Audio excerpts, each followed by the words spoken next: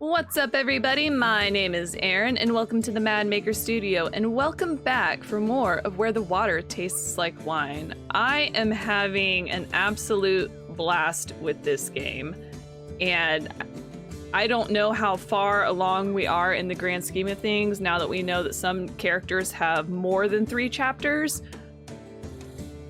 But it still feels like we have an entire world to explore. So many stories left to hear.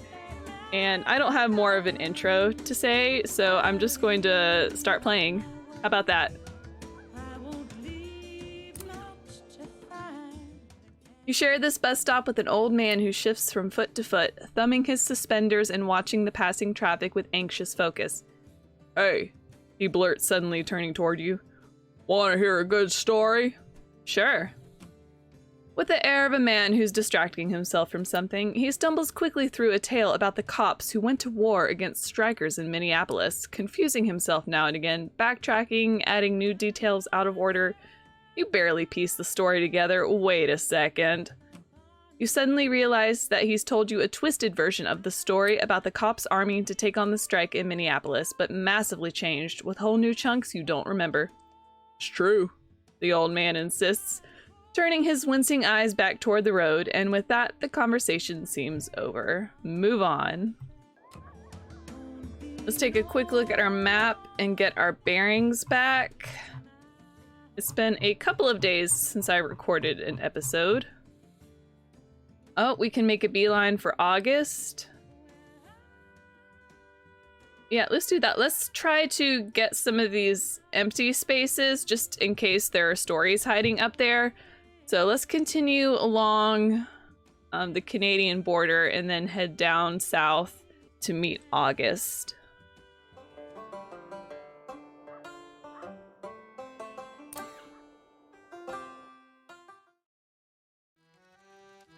Hey, August. I had me a wife, a baby girl, but no livelihood. Oh, did we... He also has more than 3 chapters. I tried my hand at my daddy's factory work, but I wasn't up to snuff. For every bottle I filled on the line, I emptied my soul. When the war started, I figured I'd fight for my country. But they wouldn't take me on account of all those years reading, couldn't see well enough. But the Merchant Marine, they took me as I am. And then, I had everything. Anyhow, you got any stories that end looking up? I miss those hopeful ones.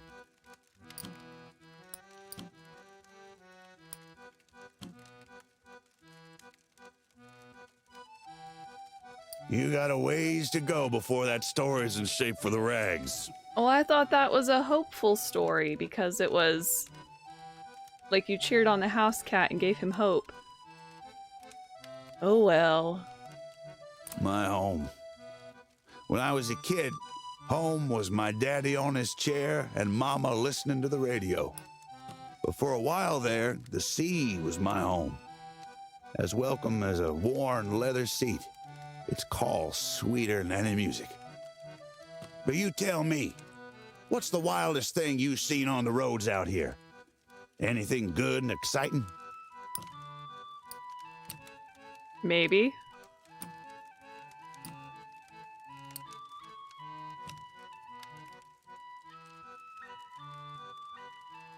That's the kind of adventure that sticks with you. Bondage. You take an oath when you become a mariner, binding you to fulfill your duty to the United States. But that bond don't go both ways. So I miss them blood-pounding adventure stories. You got any like that?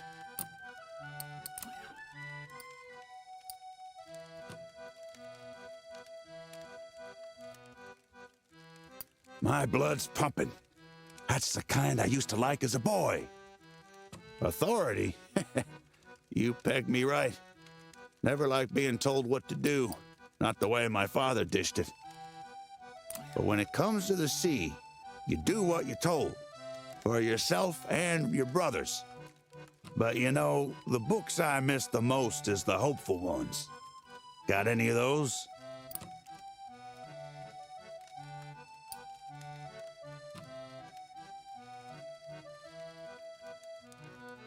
Leaves a warm feeling in your chest, huh? I loved my family. But when I entered the service, I fell in love with the sea and my brothers. You think your heart can't make room enough, but it grows bigger than you can imagine to fit them all in. But you know, the books I miss the most is the hopeful ones. Got any of those? Oh, come on, August. I want to hear more about you and your story.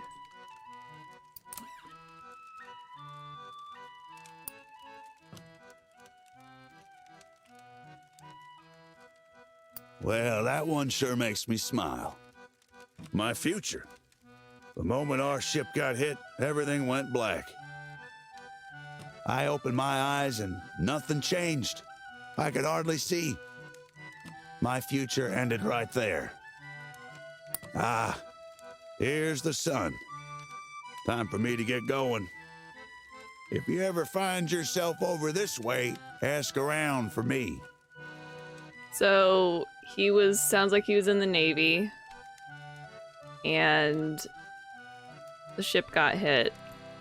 And if we're still going along with our theory that all of these characters are dead, this could potentially be when he died, but we need to hear more of his story before making any more solid claims or speculations. I'll have more stories for you about the sea and the brothers I left behind out there. They're always on my mind. Always will be.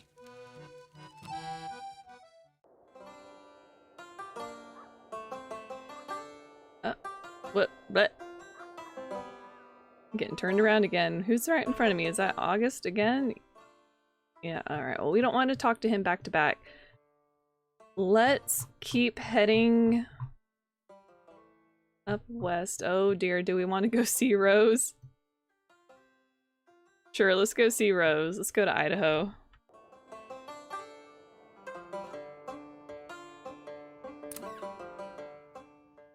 You share this bus stop with an old man who shifts from foot to foot, thumbing his suspenders and watching the passing traffic with anxious focus. Hey, he blurts out suddenly, turning toward you. Want to hear a good story? Sure.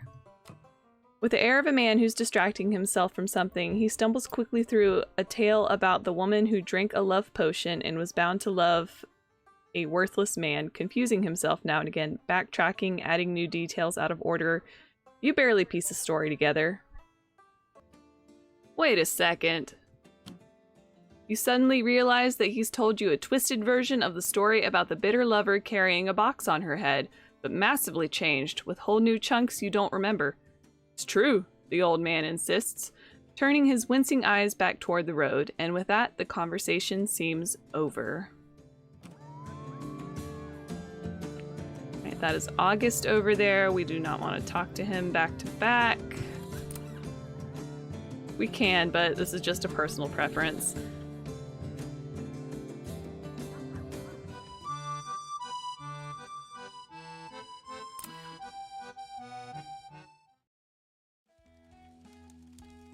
Rose, Chapter 3. Hey, long time no see, fellow traveler. You're lucky. I'm bored and I'm itching for someone to lay a story on me. She also has more than 3 chapters. I told you about hate and how I missed the summer and walked right into the fall, right? You want to hear about following the dead? Sure. It was a few years of bliss and acid. Then I found its problems. So anyway, got any good ghost stories? Anything scary or weird? You bet.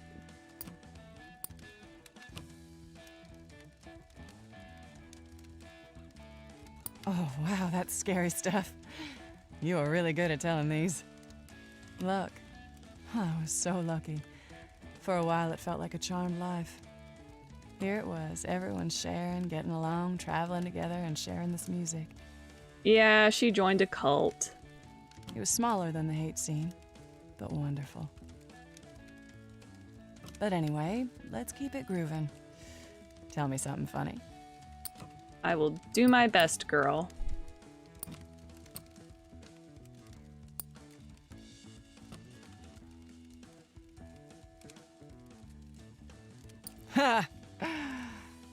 You got a groovy sense of humor, stranger. Home. Well, eventually I missed the idea of having a home. A real home. Not a van or a tent. A place I could put down real roots. I had a little girl on the way, and I wanted her to feel like there was somewhere she belonged. Aww. So, you seen anything really hilarious out here?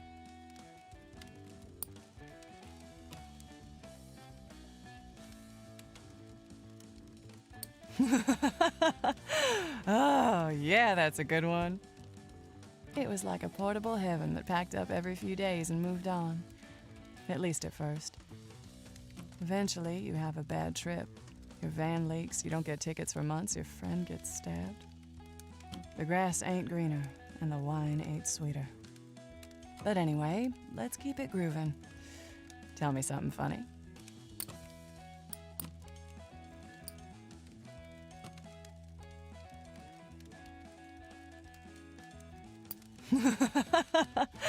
Oh, yeah, that's a good one. Yeah, I'm always having a rip-roaring laugh every time I talk to an animal. The past? Sometimes you drop out of the scene and realize that the straight world thought you were the past, that the hippie scene was dead and gone. She's the only one that doesn't fit in with the perceived timeline of everyone else that I've met. Everyone else feels like they are in the 1930s to 40s Dust Bowl era World War I. She's the only one that does not fit that mold. But while you were there, it was timeless. Anyway, you got any good hopeful stories about the world becoming a better place? I should. I'm getting a little bit better at... Though I say I'm getting better at telling stories.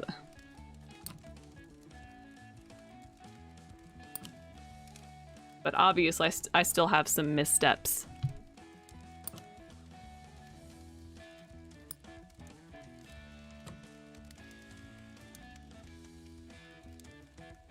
Oh, that's good. I'll share that one when I get back home. It's probably my most boring story, but sure. In the future, I guess the long, strange trip will continue. I can't imagine when it'll ever end. The music will never stop. Here's the sun. That brings me back. We used to talk all night long when I was following the dead, too. That's what I think I was really looking for.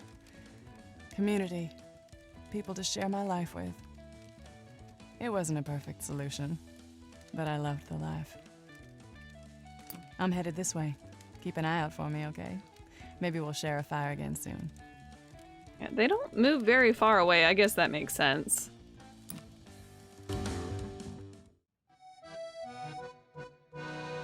Oh my goodness. Where to next? You spend a while in the cool shade at this gas station. You notice 3 kids sitting beside their family car while their parents argue loudly with the cashier inside. The children seem embarrassed. You see the oldest brother lean over and distract his siblings with a story. He starts telling them a story about the Leatherman who has walked a route across Connecticut for 200 years. You realize almost instantly that he's telling a new version of the tale of the Leatherman whose ghost haunts Connecticut, but with new, exciting, over-the-top details. He tells it well. When the parents come stomping furiously out of the gas station, you make yourself scarce, missing the ending of the boy's new story, but the part you heard is definitely easy to remember. It'll stick with you for a while. Move on.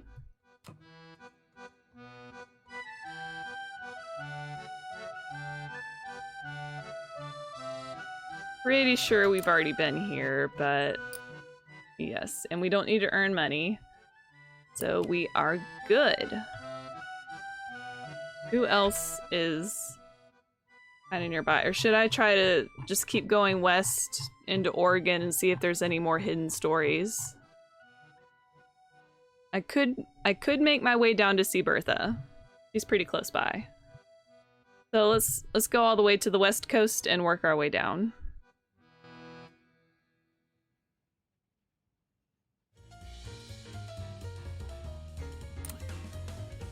Afternoon. The fish nods affably. He swings his catch over his shoulder, grunting with effort.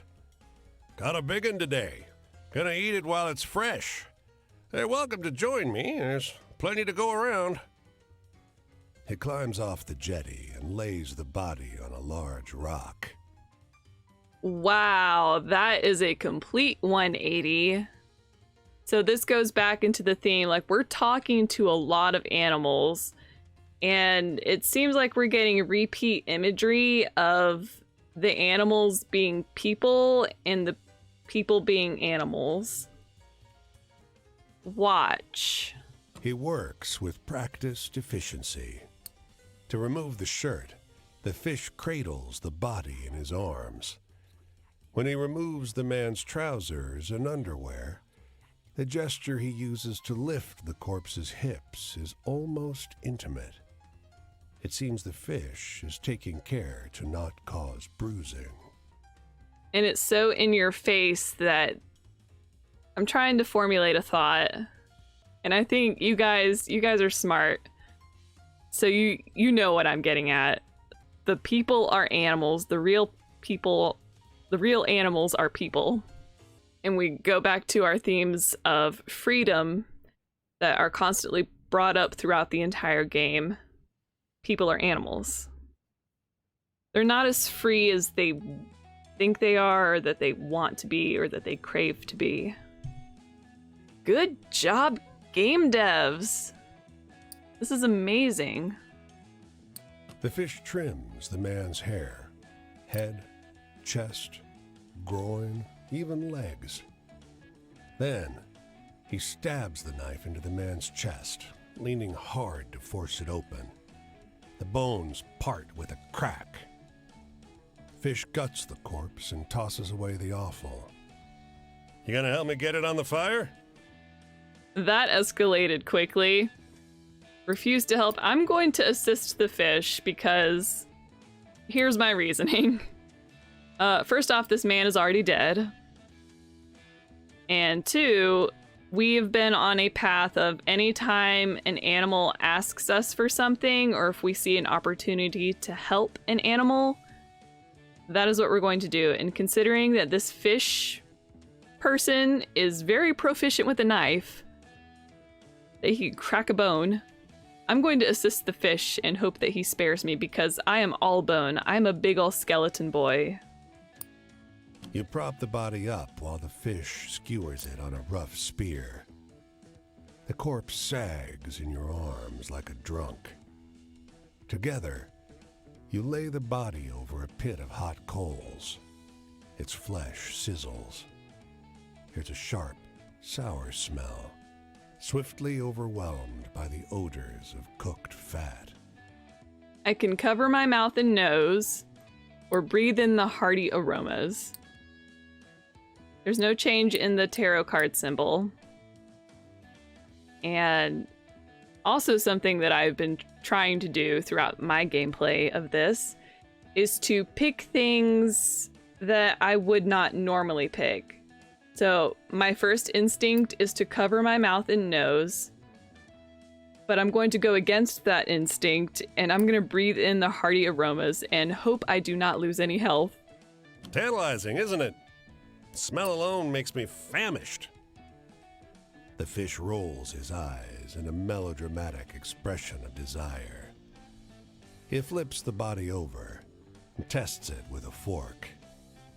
This bit's ready. Want some? Oh no. So I would just be a hypocrite if I didn't follow my logic from my last choice because my first instinct is to refuse. And because that is my first instinct, we must accept it. The flesh is chewy, rich, and oozes flavor. It is the sweetest of savory dishes. The warmth trickles down your throat and stokes your hunger. This is a meal that leaves the diner craving, not sated. Don't rush it, the fish warns. You'll get hiccups.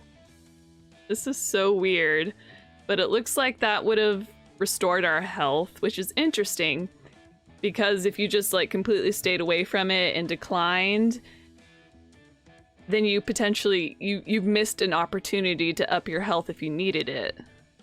I freaking love games that let you choose options. I love the choose your own adventure mechanic. I didn't think this game could impress me anymore, but here I am being reminded of how freaking amazing and stellar this is. I want everyone to play this game. I want all of my friends to play this game so we can talk about it. I want this to be like the new book club thing where we all play a game and then talk about it. I'm gonna pitch that to my girls. Fish catching and killing humans. And that's also where, like, is it playing tricks on us? We saw a fish as the man, but maybe that's just a man and the human on the rope on the fishing line was actually a fish.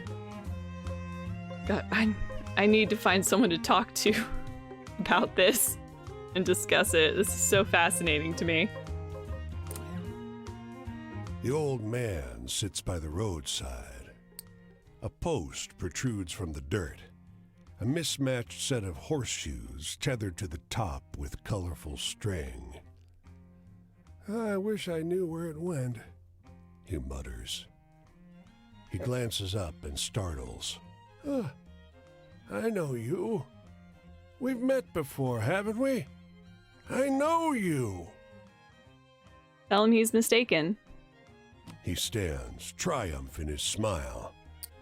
It's been 50 years, but I'd recognize you anywhere, General. He fingers his lapel. I don't have it anymore, but I remember that day so well. You shook my hand. Now I can either... offers that hand to you. Whoops, I jumped the gun. I'm sorry, narrator. So I can either tell him he's confused, which looks like it would just completely destroy his world, or I can shake his hand, and I'm going to shake his hand, but a thought that I just had is that if I shake his hand, is he going to recognize that it's not the handshake that he remembers, or is he just going to accept it? Either way, I'm going to shake his hand. There's a jolt as your palms meet. The sky grows dark. A faceless crowd gathers, a hodgepodge of uniforms and insignia. The old man smiles. Years melt from him. And then you said... The response leaps from your tongue. This is for your bravery. There's a medal in your hand. Ooh. Real quick, I just got a flashback. Do you guys know the Taiwanese horror game Detention? I have watched many a Let's Play of it, and I freaking love that game, and I finally bought it for myself, and I do intend to play it, but there's a part in there where she's playing the piano, and then when it cuts away from the close-up of the piano, and there's just a bunch of faceless people in the chairs clapping for her, and I just got those kinds of vibes. So I'm definitely leaning in strong, so strong on this theory that we ourselves are already dead and we are walking the in-between. Let's pin on the medal. It's very nice of him to give it to us. He grins, salutes. The horde around you falls, 100 spectral soldiers dropping into the dirt. You step back. The darkness recedes, and the world is as it was. But the old man still wears the medal. Well, how about that? Thank you, stranger. It's like, so did we got the medal. Is it like, did we get the physical medal? Did we like pluck it from another dimension? Because if so, that is so dope. The old man seeking lost things. I felt that story was oddly refreshing. Oh, look, there's so many stories over here. There's two in front of us, and there is one behind us, but we'll grab that one when we go back down the coast. See, this was a good idea. Do you have a favorite story from this game? Oh, there's 3 stories over here. Wow, let me finish my thought. As I was saying, do you have a favorite story from this game or one that stood out to you the most? Tell me about it in the comments. I'd love to hear it. Right now, I think the fish man switcheroony is probably the most intriguing to me right now. Because it's all I can think about now. Want your picture taken? The man's smile is eager. His teeth are sharp. His companion glances up sharply. I told you, I don't like it. No more till we know it's safe. What? Ask what the problem is. The second man spits his words out. We're killing people. We take their damn picture. A few weeks later, a newspaper wants it, and it's always a fucking obituary. The sharp-toothed man shrugs. Traveling alone is dangerous. Not our fault. So, want a photograph? That's weird. Offer to take their photo or pose for a picture. Well, you know what? I feel like my character is already dead. So I see no harm in posing for a picture. So let's do that. Back a bit. Back it. There. The sharp-toothed man fusses over the camera, ignoring his scowling companion. Now just hold it. Hold it. Perfect. Wait an hour and I'll have it ready. All right, we'll wait. When the men come out of the dark room, their moods are reversed. That eager, sharp-toothed man is working his jaw furiously, as if chewing on bad tobacco. His friend beams as he calls to you. Terrible picture. You're just a blur. No idea why, but reckon it can't harm you. Because we're already dead. Confirmed. It's canon now. Until we meet Mr. Wolf again. And he tells us something different. This is canon. This soul-stealing picture confirmed it. We're already dead. Let's move on. Oh, I'm so excited.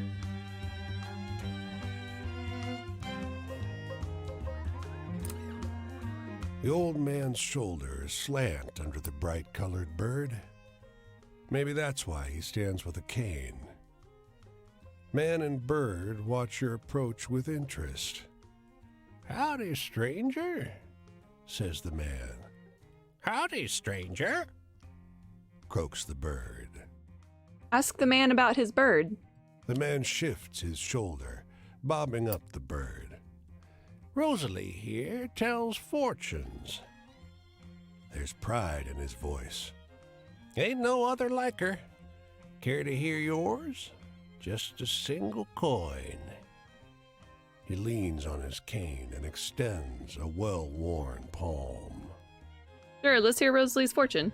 Your coin disappears into the man's jacket. He jingles one pocket, then scratches Rosalie at the back of her bill. She rasps.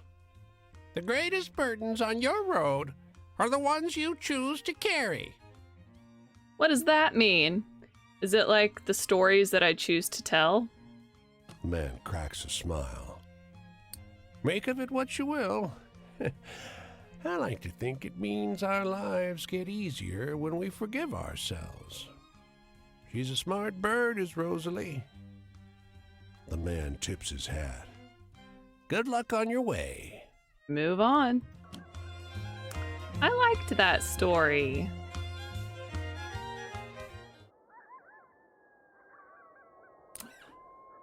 A woman crouches in this meadow, making quick, fine strokes on a fresh page in her notebook. She gives you a small, careful smile. "Want to see what I'm working on?" she asks. Sure. She beckons you closer, and you see a flower half finished on the first page of her book. As you watch, though, she moves quickly to the next page and begins to draw the cluster of tangled stamens inside it with eerie, incredibly detailed accuracy. Keep watching. She speeds up. She flips to the next page and draws a minuscule bug nestled between the flower's delicate innards. Flip. Next page. Now she's drawing its eye. It blooms across the page in under 3 seconds, as real as anything. Too real.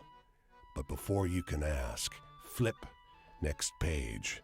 Wow, she's really good. Now she's drawn some weird cluster of stringy filaments. Is this the surface of the bug's eye? But she's on to the next page, faster than ever. Fingers a blur as they spread a tangle of dots and lines. Your stomach somersaults. I could turn away, but I'm going to keep watching. Flip. Next page. Dots and blurs woven together, incoherent, nothing you've ever seen before. You feel absolutely sick to your stomach. The woman's hand is invisible. Keep watching. Flip. Next page. A new tangle of dots and blurs, weird and familiar. You taste bile. Oh, how far does this go? Flip. Next page. A cloudy orb in a sea of black flops out of her pencil like as if by accident, and she's already turning to the next page, drawing a smear of gray. But flip. The gray smear parts. Oh, I'm so intrigued. Keep watching. A continent. Flip. Terrain. Flip. A meadow with 2 dots in the middle, and flip. Your head. Her head. The flower. God. You cough and kneel hard in the dirt. You're back where you began. Sick as a dog. Oh, that was so cool. So she started off with the flower, and then her drawings got progressively like of things, close-ups of things that were very, very small. And then it's like it circled back, and then she was suddenly drawing very big things, very small, and then zooming in. Oh, that's so cool. But what was that? The artist takes your hands and hold them tight. Hers are stinging hot, like a truck hood after a long drive. It always wraps back around, she whispers in your ear. No matter how far I go, I'm always coming home. That feels like a bittersweet statement. That was just the feeling I got. But I liked it. Nice.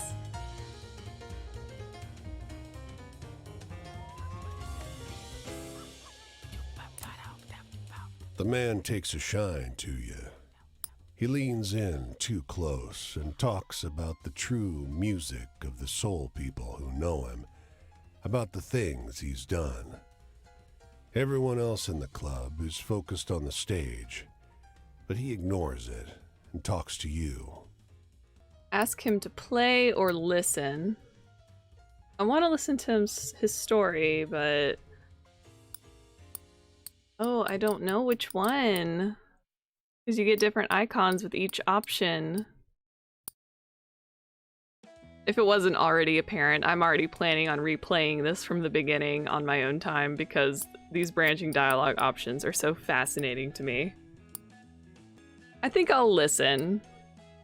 Because he's obviously, if he wants to play, he'll play, but I'll listen to what he's telling me. It talks about everything. His life, songs he used to play, mentioning names that sound famous and familiar. Club-goers and musicians alike pat his shoulder as they pass. He is liked and respected here. Perhaps the tales are true, but he talks only to you. I'm going to buy him a drink. Before you can order around, one arrives, and he pays.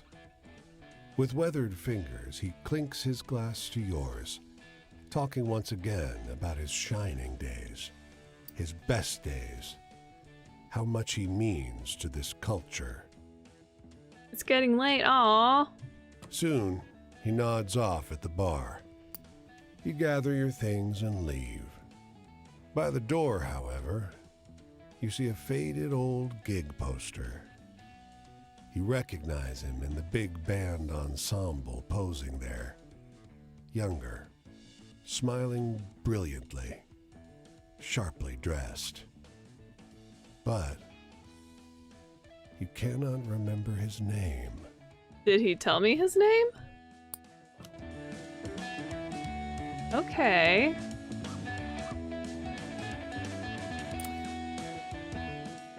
Want to make some cash? This woman asks. She's balancing a box of bread and lettuce on her head. You help her grill hot sandwiches in a tent at the edge of the county fair. The work is easy as hell, and she pays you decent money too. Move on.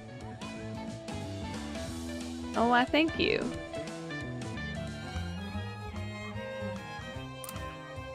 Two men sit in the shade, exchanging insults. The first says, "That's a low blow, even for one like you." The second responds, "One like me? But you're the cheating, lying son of a..." The first sighs and shakes his head. "No, that doesn't sound right." His tone is oddly jovial. Listen in. Good point. How about, "You're a scoundrel and a thief"? Nah, don't think you can carry it off. Not with your accent. Could just call you a... You often do. I can either make an insult suggestion or what are you doing? Well, I don't know them like that, so I'm going to ask what they're doing. Oh. The man looks almost bashful. Just practice and see. Not gonna play you, so no harm in saying. He glances at his brother. We're good at cards, but unlucky at them. Don't see it hurts to rig the game a little. We're working on a distraction. Maybe don't do this. No, good luck. Perhaps you could have benefited from their foresight. Or perhaps this is foolishness. They are, at least, unlikely to meet your old opponent. A reference to Mr. Wolf. Oh my gosh.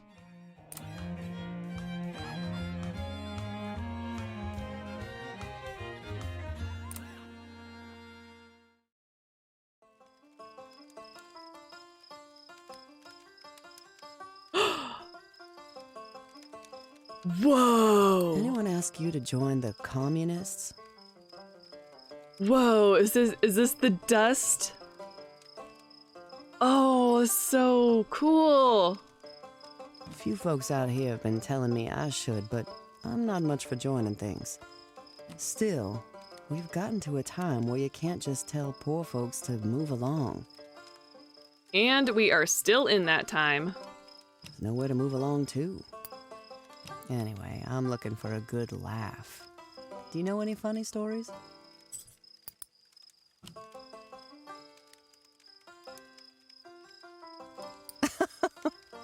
Oh, my sides hurt. Oh, and I just noticed she's holding a pitchfork. Country. Every part of this country is the same in the way that counts. Oklahoma and California couldn't look more different. Plenty grows in California. There's more oranges and peaches than I ever thought could be in one place. But when you leave the bad soil and the bad weather, one thing's the same from Oklahoma to Bakersfield, and that's the owners. Anyway, know any good hopeful stories to share? I could sure use one.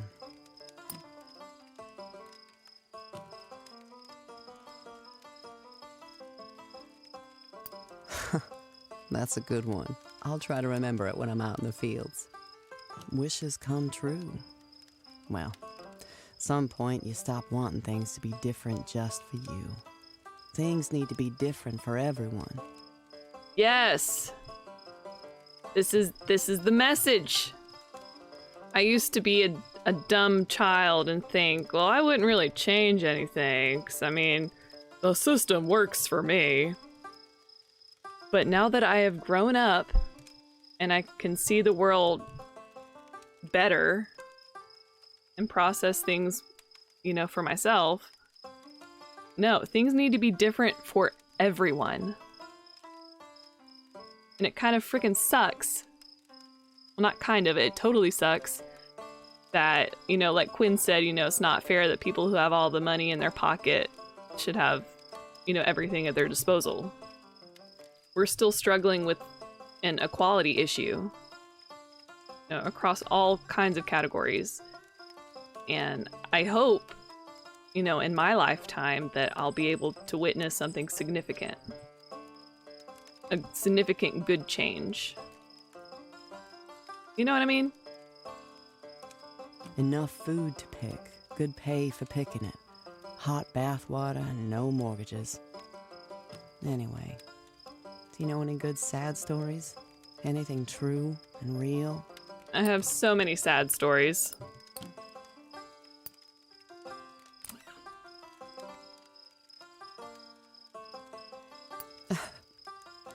Sorry, there's dust in my eye. Well, no wonder, it's all of your hair. My grief. The day after my girls left, and I couldn't leave my tent. There was a woman next door that lost her baby. Oh. Yeah, it's like she's bound by the dust. The dust determined her fate. She had to make the best of the cards that were dealt to her. We don't even get to be alone with grief. It's around everywhere. I've had a hard day. Do you know any hopeful stories to cheer me up?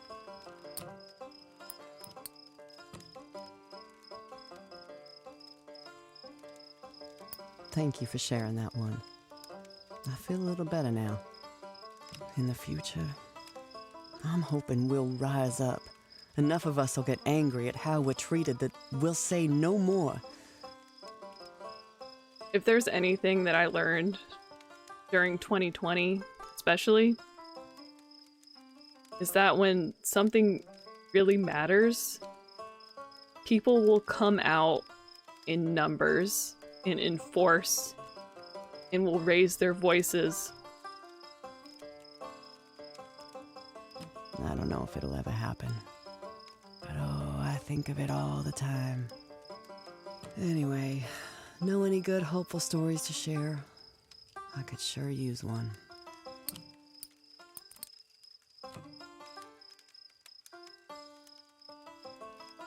If you're trying to make me laugh, it's not working, you know. Oh, I didn't think that was a funny story, but now I know.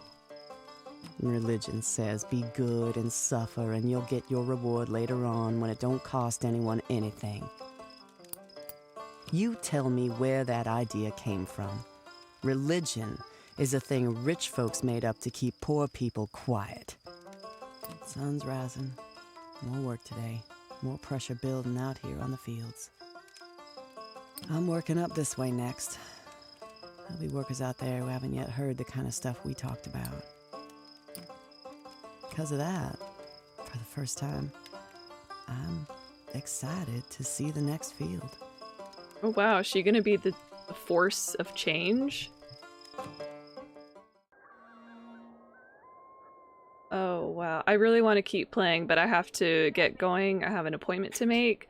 So I'm going to go ahead and leave this episode of Where the Water Tastes Like Wine here. Thank you so much for joining me. We had a stellar episode today, I think.